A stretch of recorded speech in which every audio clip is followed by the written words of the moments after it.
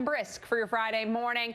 We'll go to a few other cities, let you know the specifics you can expect as we look towards more baseball forecasts. Hard to believe it's already that time, but I guess when you think about it, baseball, they play at what, like 8 of the 12 months of the year, so it makes sense. It tracks that we're back into baseball season. Red Sox taking on the Cincinnati Reds at the Great American Ballpark. We got temps in the low 80s, so a comfortable day here on Thursday. 4:10 is game time.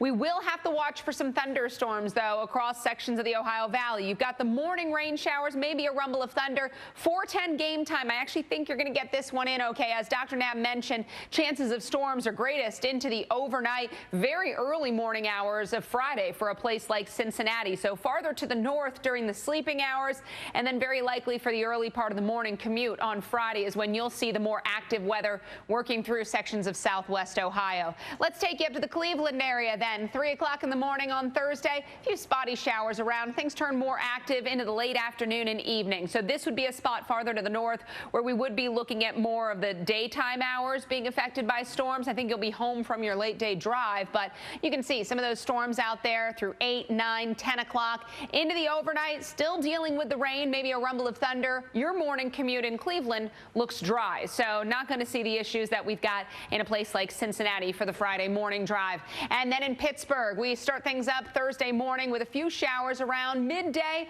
also a few showers, things turning a little bit more active for this area by late Thursday. We start with the I-80 corridor sinking down to the Pittsburgh area by late evening. You can see some spicy thunderstorms, some heavy rain, but again, not concerned about a flash flood threat as these are pretty progressive, so they're going to be moving along, likely not giving us, a huge flood threat. With that said, you get, a few rounds of heavy rain, especially here where we've got terrain in play. You could see some localized issues. Friday morning, it's light rain showers for the morning drive, and that'll stick with us through the lunchtime hour. So a little bit of a dreary start to our Friday with the cooler temps behind the front too. Rainfall totals Thursday into early Friday, probably right around an inch, maybe on the plus side of an inch. So an inch and a tenth, an inch and 2/10 possible, Mike. Right. I'd like to go back to the 90s. Prices, too.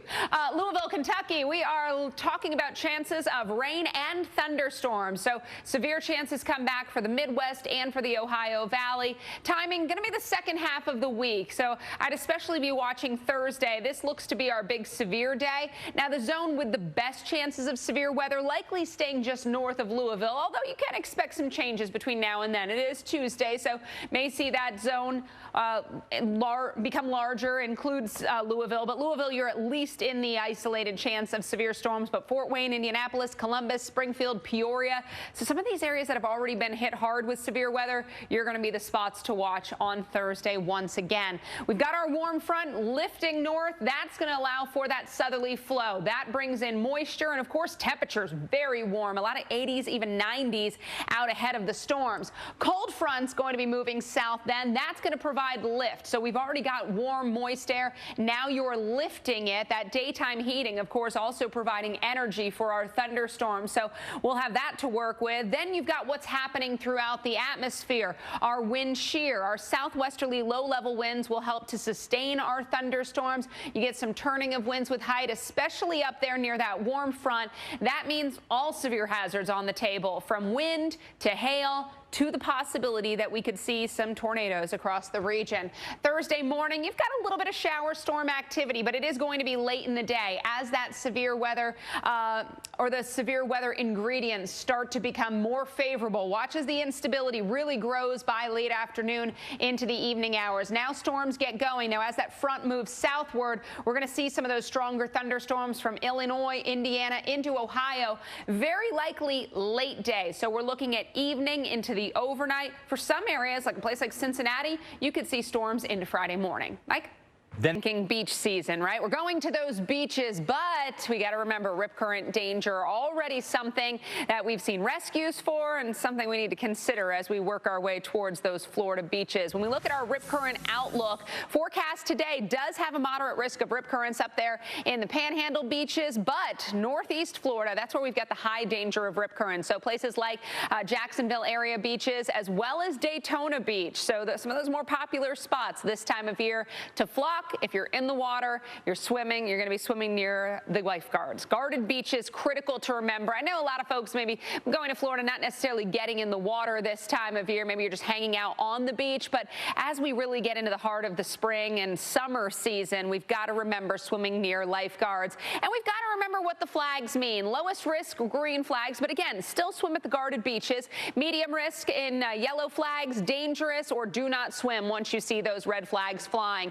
Water temperatures, again, not necessarily hospitable, especially when we get up towards those North Florida beaches where we've got the dangerous rip currents. Temps in the mid-60s, maybe a little bit brisk for a lot of folks. But obviously, as you get down into South Florida, that's where we've got comfortable water temperatures in the mid and upper 70s. Tomorrow, Pensacola in the mid-70s for a high temperature. Water temp around 70 degrees. We work our way towards the Big Bend areas, or at least closer to the Big Bend. Panama City Beach, you're at 74 with a little bit more cloud cover. Still, make sure you've got the sunscreen on. Clearwater, 81 with a burn time of 15 to 25 minutes. So a few clouds, but do expect a lot of sun. Water temperatures there around 70 degrees. And when we look at your Clearwater forecast here through the remainder of the week, we stay rain-free. So if you're going, pack your sunglasses. Temperatures low 80s for highs, overnight lows in the low to mid 60s.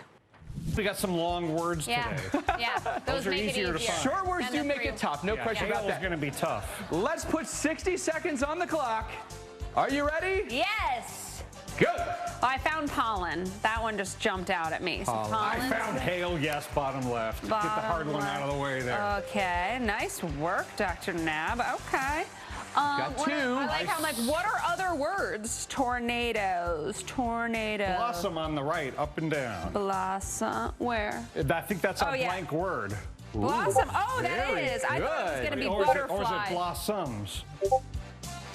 Oh, yeah, I think it's blossoms. You got to add the S if I count the blanks right. All right. There, I like that. 30 seconds left. Sunshine right next to blossoms.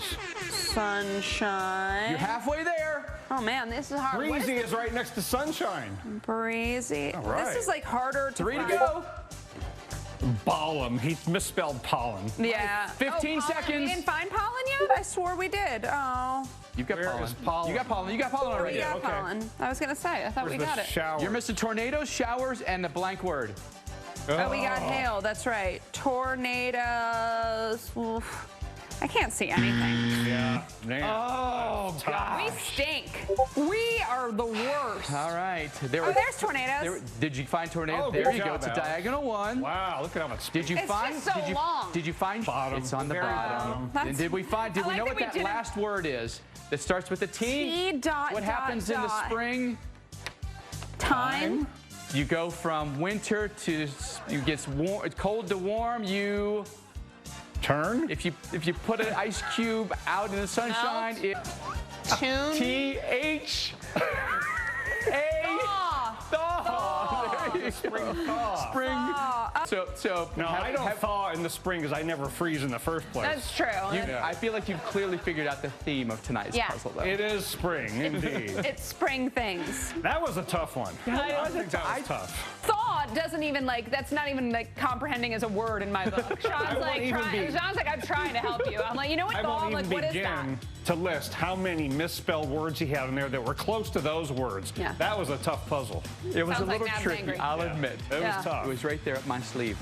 Nailed it. Fun All right. or stressful? Man.